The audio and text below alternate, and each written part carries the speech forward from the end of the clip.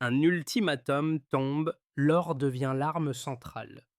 Exiger 70% des réserves d'or ou 6 milliards en 48 heures a créé un paradoxe net, car plus la pression internationale montait, plus l'appareil d'État se resserrait autour d'une ligne de souveraineté et de déplacer le centre de gravité des décisions économiques.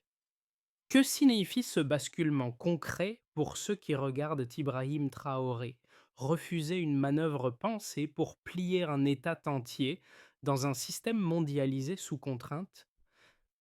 Une fracture silencieuse s'ouvre, capable de reconfigurer durablement les équilibres du Sahel au-delà de l'or.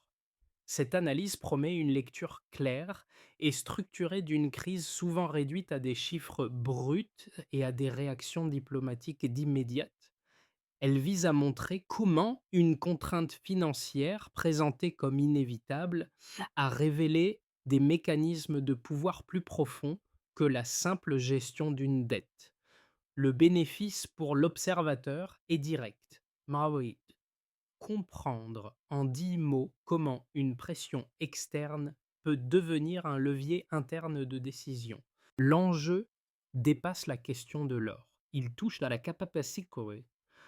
capacité d'un État à préserver sa marge d'arbitrage lorsque les règles du jeu semblent déjà écrites. Derrière l'ultimatum se cachait un test de cohésion institutionnelle, de discipline administrative et de coordination entre sphères civiles, militaires et techniques. Si cette cohésion échouait, le risque n'était pas seulement économique, mais structurel, avec une perte durable de contrôle sur les ressources stratégiques. À l'inverse, réussir cette séquence ouvrait une autre perspective, celle d'un rééquilibrage progressif des rapports de port de force observés bien au-delà des frontières nationales. C'est cette tension entre asphyxie annoncée et recomposition possible qui guide la suite du récit. En 48 heures, une exigence portant sur 70% de l'or national et un ultimatum chiffré à 5,6 milliards ont déplacé l'équilibre interne de l'État. Ce laps de temps très court a suffi pour transformer une pression externe en catalyseur d'organisation, plutôt qu'en facteur de paralysie. La première clé de lecture apparaît à l'aube du 12 août lorsqu'un télégramme classé confidentiel parvient au sommet de l'exécutif. Le document ne laissait aucune marge d'ajustement, paiement immédiat ou cession massive de ressources. Ce cadre rigide explique pourquoi la réponse ne pouvait pas être graduelle. Pour Ibrahim Traoré, l'enjeu n'était pas d'aménager la contrainte, mais de la redéfinir. Cette distinction est essentielle pour comprendre la suite des événements.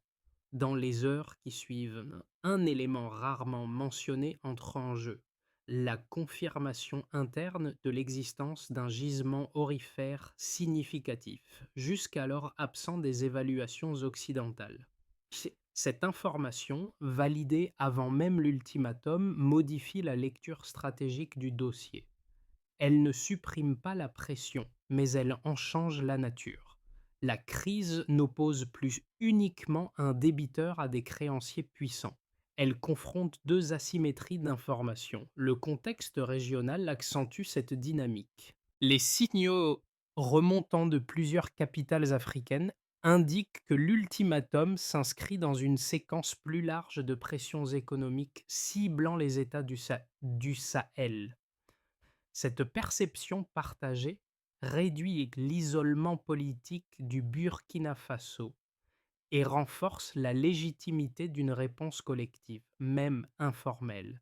Les marchés régionaux réagissent par une agitation prudente, tandis que les chancelleries observent une situation qui échappe aux schémas habituels.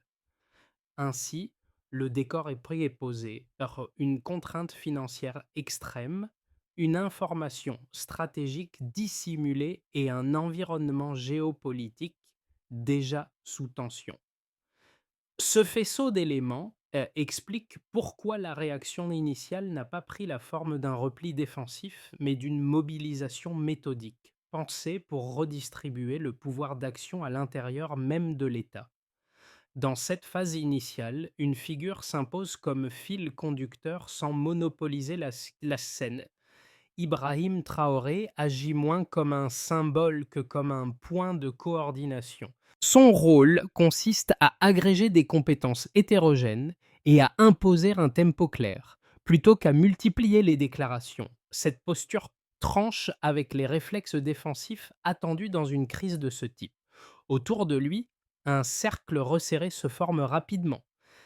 Responsables militaires à tête techniciens, miniers, économistes et cadres administratifs sont réunis dans un cadre d'urgence, mais selon une logique fonctionnelle. Chaque acteur reçoit une mission précise orientée vers la préservation des capacités internes. Cette organisation limite la dispersion et réduit le risque de décisions contradictoires. L'effet immédiat n'est pas spectaculaire, mais il est mesurable dans la cohérence des premières gestes. Charlie, sur le terrain, les répercussions apparaissent presque aussitôt. Les zones aurifères stratégiques font l'objet d'un redéploiement sécuritaire ciblé sans escalade visible. L'objectif n'est pas d'afficher une démonstration de force, mais de verrouiller l'accès et d'empêcher toute interférence externe. Cette présence accrue modifie le comportement des acteurs locaux, en particulier des travailleurs miniers qui passent d'une certitude diffuse à une mobilisation prudente mais structurée. Dans l'appareil administratif, un mouvement parallèle s'opère.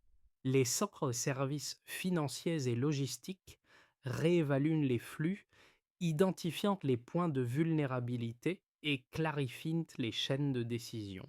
Cette transparence interne, rarement mise en avant dans les récits publics, constitue l'un des premiers gains tangibles de la séquence. Elle permet d'aligner l'ensemble des institutions sur une lecture commune de la crise.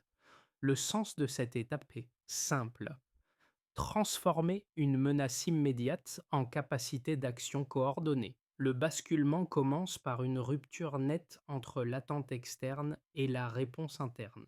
Avant l'ultimatum, la trajectoire semblait prévisible. Pression financière, négociations contraintes, concessions, progrès et agressif. Après sa réception, la séquence change de nature.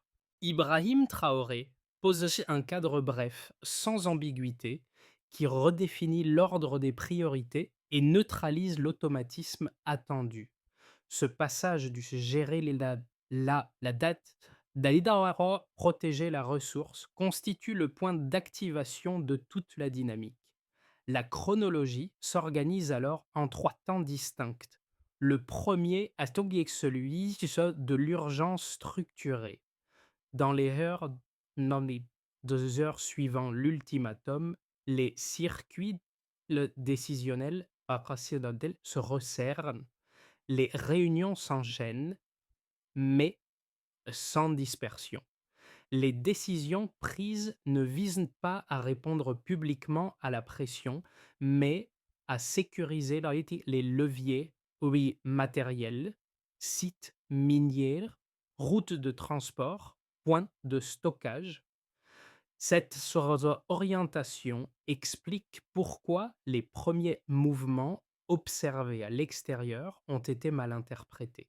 À Chambers, là où certains analystes voyaient une réaction improvisée, il s'agissait déjà d'un verrouillage méthodique. Le deuxième temps correspond à la montée en intensité. En moins de 48 heures, l'accès de plusieurs entreprises étrangères à des sites clés est suspendu. Les forces nationales prennent le relais non pour interrompre l'exploitation, mais pour en reprendre le contrôle opérationnel. Cette transition marque une césure historique dans un modèle d'exploitation ancien fondé sur une présence externe quasi continue. Les équipements techniques acheminés discrètement renforcent cette capacité locale, tandis que les flux d'informations deviennent asymétriques. L'extérieur observe des signaux partiels, l'intérieur agit avec une vision consolidée. Sur le plan diplomatique, la tension augmente parallèlement. Les échanges se durcissent dans plusieurs capitales occidentales, et les menaces de sanctions se formalisent.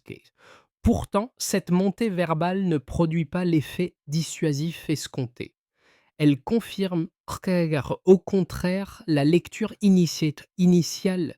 L'ultimatum n'était pas une base de négociation, mais un instrument de contrainte. Cette confirmation renforce la cohésion interne et réduit l'incertitude stratégique. Ibrahim Traoré apparaît alors comme le garant d'une ligne devenue collective, plus que comme l'initiateur isolé d'un choix risqué. Le troisième temps est celui de la rémanence, souvent négligé dans l'analyse. Une fois l'impact immédiat absorbé, les ajustements s'installent.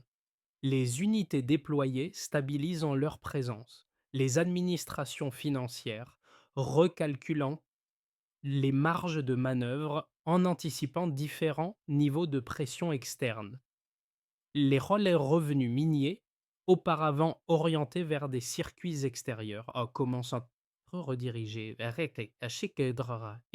vers un mécanisme national. Ce déplacement budgétaire, discret mais central, modifie l'économie politique de l'or sans annoncer de rupture quantitative. Dans l'environnement régional, cette séquence est observée avec attention. Les États voisins ne s'alignent pas formellement, mais ils enregistrent le précédent.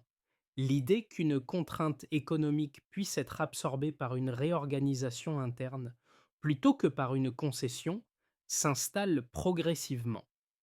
La ligne des événements révèle ainsi un enchaînement cohérent. Activation par l'ultimatum, montée par la reprise de contrôle, rémanence par la consolidation. À ce stade, une question demeure ouverte. Jusqu'où cette dynamique peut-elle transformer durablement les rapports de force? La lecture chiffrée de la séquence commence par un point de départ clair. Le point de départ est défini par un ultimatum exigeant, soit la cession de 70% des réserves aurifères nationales, soit un paiement immédiat évalué à 56 milliards. Cette double exigence fixait un cadre extrêmement contraint, laissant peu d'espace à une négociation classique. Dans cette configuration initiale, le risque dominant était celui d'une asphyxie financière rapide, aggravée par une dépendance structurelle aux circuits d'exploitation et de commercialisation externe. Le premier indicateur concerne l'accès au gisement. Avant la crise, le point de départ reposait sur un modèle largement externalisé. Les sociétés étrangères assuraient l'extraction, la logistique et une part significative de la valorisation, ce qui impliquait une sortie rapide, surtout rapide des revenus hors du territoire. L'écart observé apparaît lorsque le contrôle physique, c'est opérationnel des sites stratégiques est repris par des unités nationales. Aucun chiffre public n'annonce une hausse de production. Le changement se situe ailleurs. La valeur créée, cesse d'être automatiquement transférée vers l'extérieur. Cette inflexion introduit un gain de souveraineté économique mesurable non en volume supplémentaire, mais en redirection des flux. Un deuxième indicateur porte sur la vulnérabilité financière externe. Le point de départ se caractérisait par une exposition directe aux sanctions potentielles, puisque la chaîne de valeur dépendait d'acteurs soumis à des cadres juridiques et politiques extérieurs. L'écart observé se manifeste avec la mise en place de corridors logistiques sécurisés et de circuits alternatifs.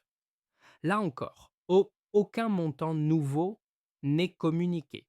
L'effet se mesure par la réduction d'un facteur d'incertitude, aka la capacité du pays à maintenir des opérations continues malgré des pressions accrues. Cette diminution du risque constitue en elle-même un avantage économique, car elle stabilise les anticipations budgétaires. Le troisième indicateur, plus discret, concerne la surveillance et l'information.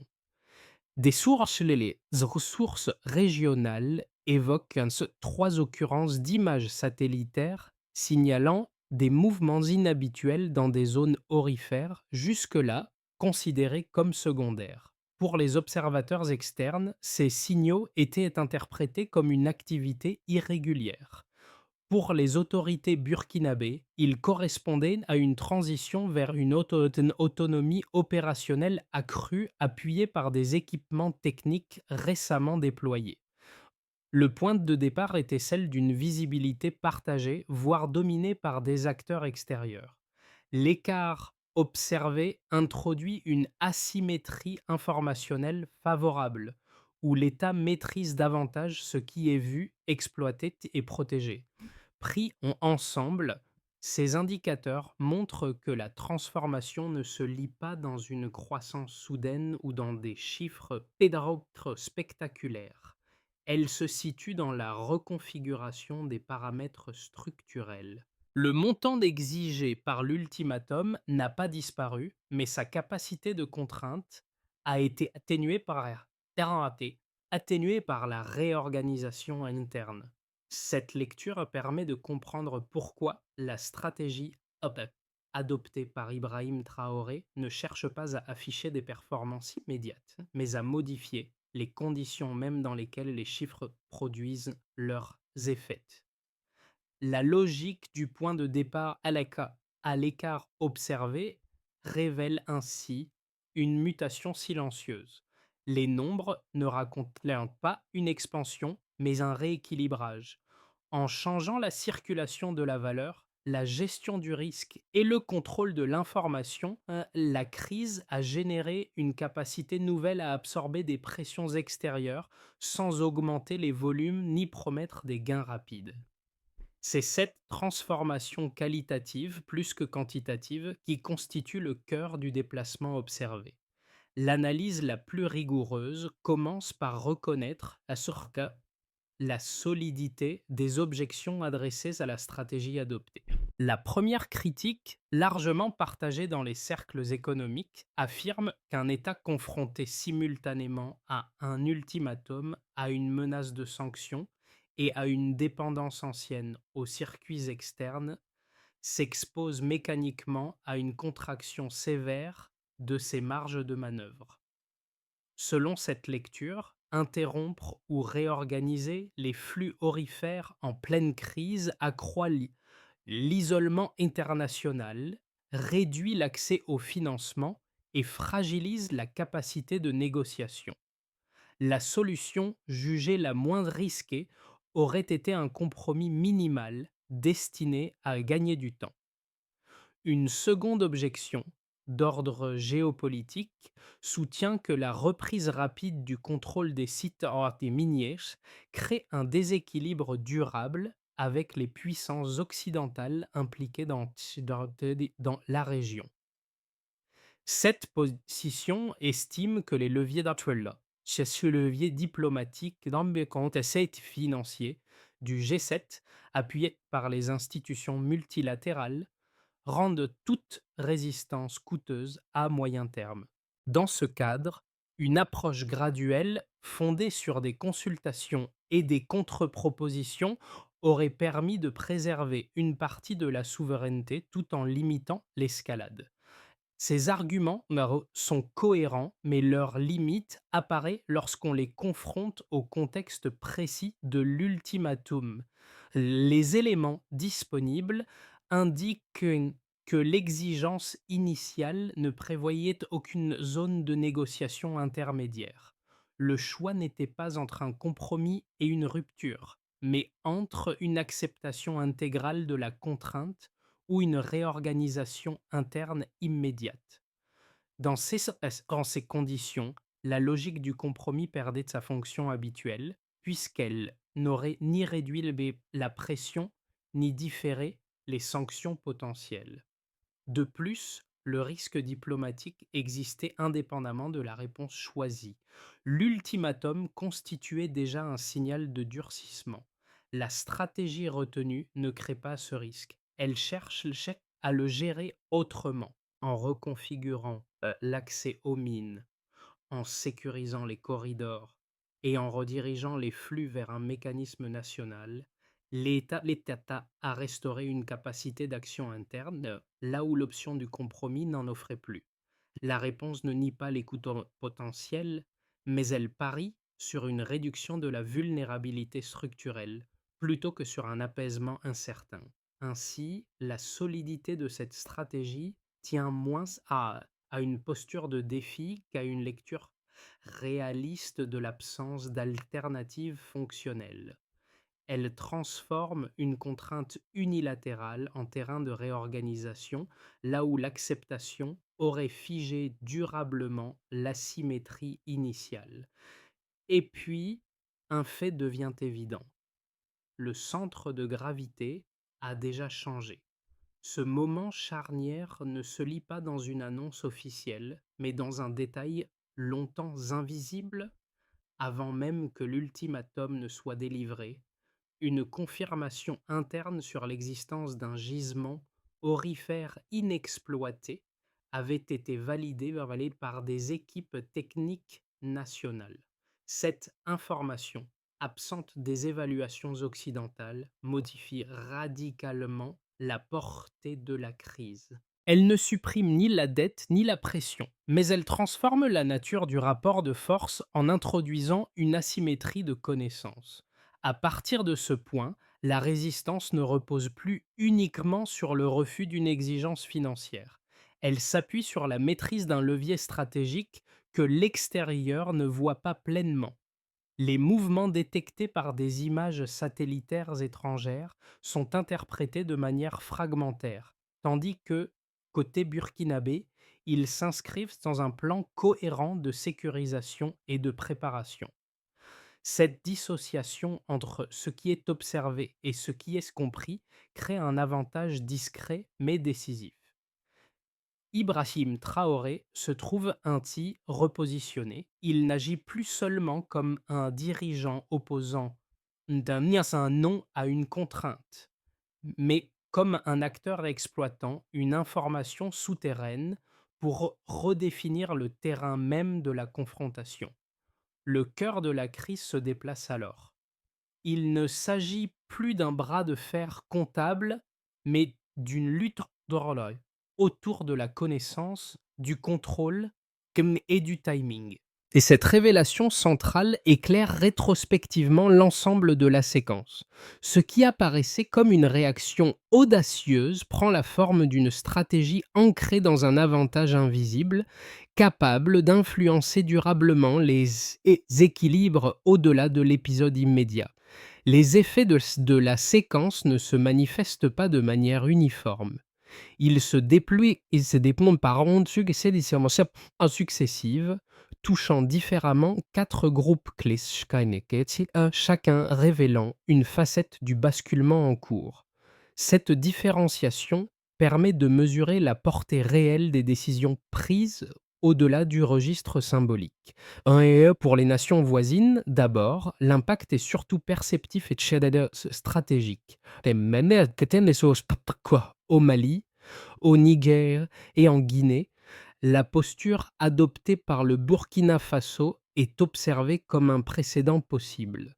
Sans alliance formelle, une veille régionale s'installe, les échanges d'informations s'intensifient et non pour coordonner une réponse collective immédiate, mais pour comprendre comment une pression économique concentrée peut être absorbée sans concession directe. La position d'Ibrahim Traoré agit comme un signal. La résistance n'est plus perçue comme une anomalie, mais comme une option envisageable dans un cadre régional sous contraintes similaires. Au niveau des dynamiques nationales, les conséquences sont plus tangibles. Les administrations financières réorientent progressivement les flux issus de l'exploitation aurifère vers des mécanismes internes, ce qui renforce la lisibilité budgétaire. Les travailleurs des sites miniers initialement exposés à l'incertitude, perçoivent une stabilisation opérationnelle liée à la sécurisation accrue des périmètres. Cette cohérence entre décisions politiques et réalité de terrain réduit le risque de rupture sociale. Sans annonce de gains immédiats, la démarche restaure un sentiment de continuité et de contrôle, élément central pour la stabilité institutionnelle. Les anciens nœuds de dépendance, ensuite, subissent un choc d'adaptation. Les secteurs liés au transport, à la transformation et à la commercialisation, historiquement arrimés à des circuits externes, doivent maintenant se réorganiser. Cette transition est coûteuse, mais elle modifie la structure du risque de risque. Là où une interruption externe pouvait auparavant paralyser l'ensemble de la chaîne de valeur, la diversification progressive des partenariats et des corridors réduit cette vulnérabilité. La contrainte devient ainsi un moteur de recomposition plutôt qu'un facteur de blocage. Enfin, les corridors vitaux concentrent la pression la plus visible. Routes de transport, zones de stockage et périmètres miniers deviennent des infrastructures à une critique. Leur sécurisation ne relève pas d'un affichage militaire, mais d'une logique de continuité économique. En empêchant les sabotages et les ingérences, l'État garantit la poursuite de l'exploitation au moment même où les pressions diplomatiques s'intensifient sans limite. Cette capacité à maintenir les flux constitue un acquis décisif, car elle soutient l'ensemble des autres ajustements. Pris ensemble, ces effets montrent que la crise n'a pas seulement suscité une réaction défensive, elle a redistribué les rapports de forces internes et externes en touchant différemment chaque groupe. Ce sont ces conséquences concrètes, différenciées mais convergentes, qui donnent sa profondeur au basculement observé. À partir de la reconfiguration observée, l'évolution des mois à venir peut être envisagée selon trois trajectoires distinctes. Ces scénarios ne sont pas des prédictions, mais des cadres de lecture fondés sur les enchaînements déjà visibles depuis l'ultimatum initial. Chacun dépend de conditions précises et éclaire des risques comme des opportunités. Le premier scénario est celui d'une stabilisation sous tension. Si les pressions internationales se maintiennent à leur niveau actuel, sans escalade majeure ni relâchement significatif, alors le système interne pourrait se consolider dans un équilibre étroit. Les, les sites miniers resteraient sécurisés, les corridors opérationnels et les institutions financières poursuivraient l'ajustement des flux internes.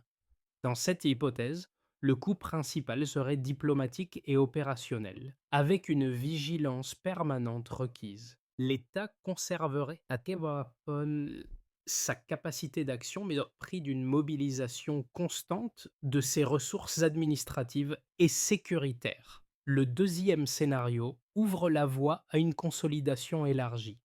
Si les coopérations régionales africaines se renforcent et si les partenariats techniques alternatifs gagnent en profondeur, alors une dynamique plus favorable pourrait émerger.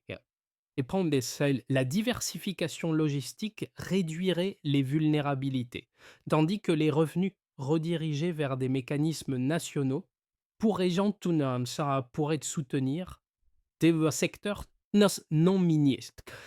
Dans ce cadre, la position d'Ibrahim Traoré s'inscrirait dans un précédent continental, montrant qu'une autonomie économique progressive peut être construite sous contrainte, sans rupture brutale des flux. Le troisième scénario est celui de l'escalade et de la perturbation.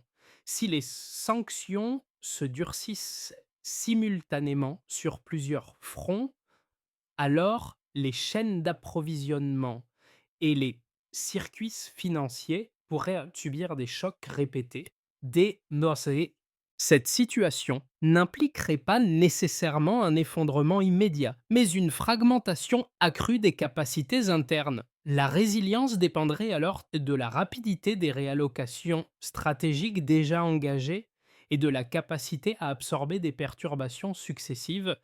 Ces trois trajectoires posent à une même question de fond.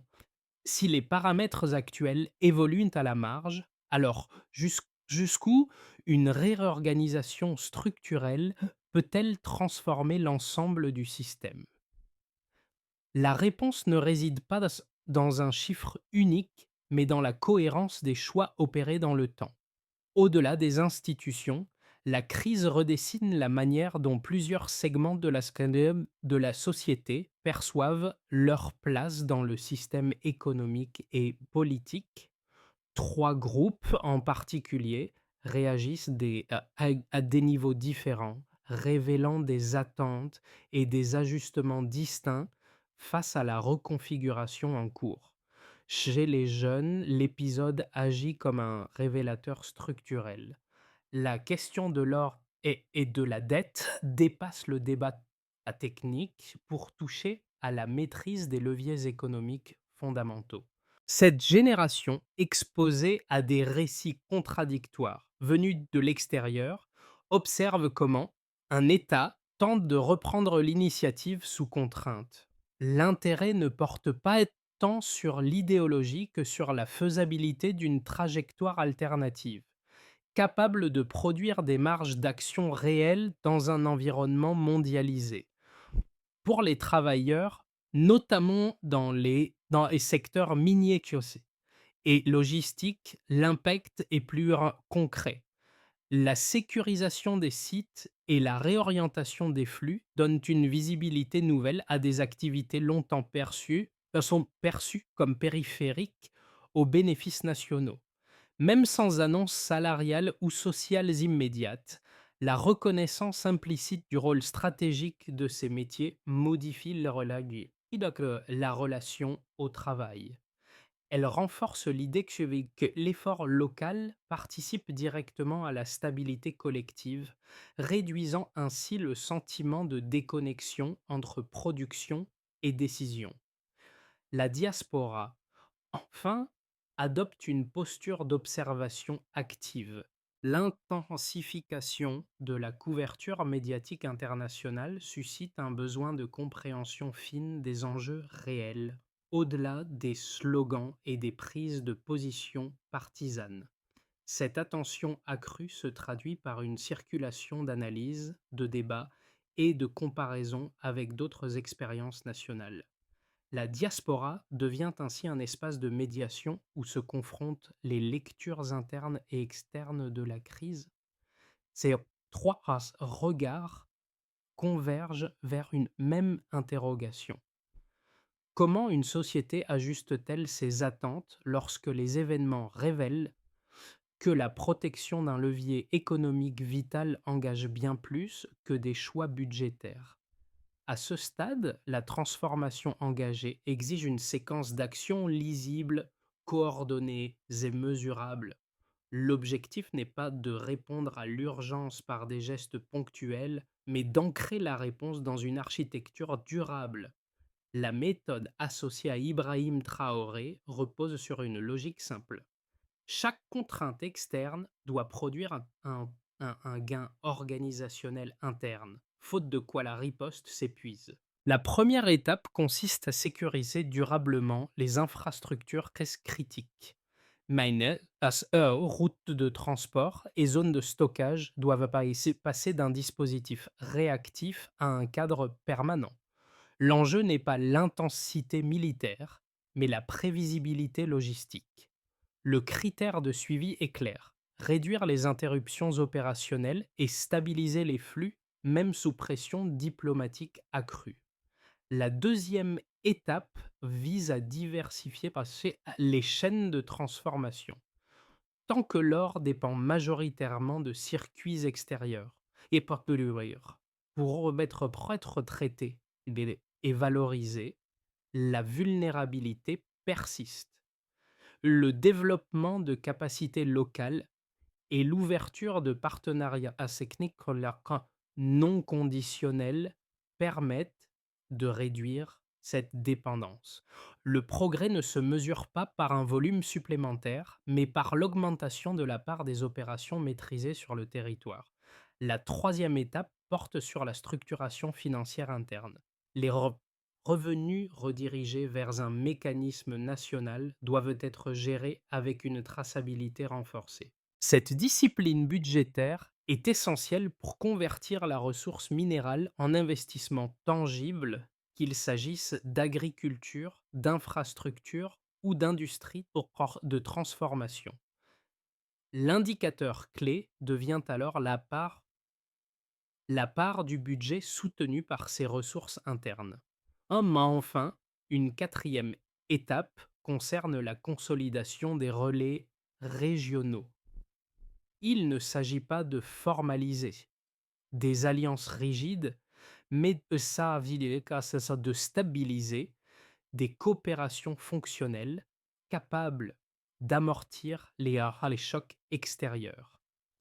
La fréquence des échanges techniques, et là ça c'est et ça y est, la coordination logistique servent ici de baromètre. En combinant ces étapes, la feuille de route transforme une crise ponctuelle en trajectoire structurée où chaque décision renforce la capacité d'action à moyen terme. En revenant au point de départ, un motif s'impose avec une clarté nouvelle. La force de la séquence ne réside pas dans un geste isolé, mais dans l'entrelacement patient des décisions. Ce qui avait commencé comme une contrainte brutale s'est transformé étape après étape en une architecture d'action collective. Le fil conducteur n'a jamais été la rupture spectaculaire, mais la cohérence discrète. La posture adoptée par Ibrahim Traoré s'inscrit précisément dans cette logique. Elle ne repose ni sur l'improvisation, ni sur une rhétorique de confrontation permanente. Elle s'appuie sur la capacité à relier des acteurs différents, à maintenir un cap lisible et à accepter le coût du temps long. Cette continuité explique pourquoi les premiers ajustements, modestes en apparence, ont produit des effets cumulatifs plus profonds que prévu. Le rappel du motif central, là, éclaire la trajectoire. Lorsqu'un État investit dans la coordination interne, la pression externe cesse d'être un simple facteur de contrainte. Elle devient un test révélateur capable de renforcer les structures plutôt que de les fragiliser. Les alliances régionales, évoquées dès les premières phases, jouent ici un rôle de charpente silencieuse, soutenant l'ensemble sans s'imposer au premier plan. Dans cette perspective, la crise ne se lit plus comme une parenthèse, mais comme un moment fondateur. Elle montre qu'une souveraineté assumée peut se construire sans rupture théâtrale, par accumulation de choix cohérents. Une idée demeure concise et persistante. La cohésion crée du pouvoir. Au terme de ce parcours, il reste moins une certitude qu'un espace de réflexion ouvert. Ces événements observés ne livrent pas une morale simple, mais une série de questions sur la manière dont un État peut redéfinir ses marges d'action face à des pressions concentrées. L'enjeu dépasse un épisode précis ou un contexte national particulier. Il touche à la compréhension des mécanismes qui relient ressources, décisions et souveraineté dans un système interdépendant. Cette dynamique invite à dépasser les lectures binaires. Résister ou céder ne sont pas des catégories suffisantes pour décrire ce qui se joue lorsque des contraintes externes rencontrent un- une capacité interne d'organisation. Nibama, ce qui importe, c'est la façon dont les choix sont articulés dans le temps, comment ils produisent des effets cumulatifs et comment ils transforment, parfois silencieusement, les équilibres existants. Pour celles et ceux qui suivent ces évolutions, la suite mérite d'être observée avec attention, non pour chercher des héros ou des coupables, mais pour comprendre comment se construisent des trajectoires alternatives dans des environnements contraints. Le débat reste ouvert et chacun peut y contribuer par une lecture attentive, un échange argumenté ou une comparaison avec d'autres expériences régionales. La question finale n'appelle pas de réponse immédiate. Quels leviers resteront décisifs lorsque la pression se prolongera dans le temps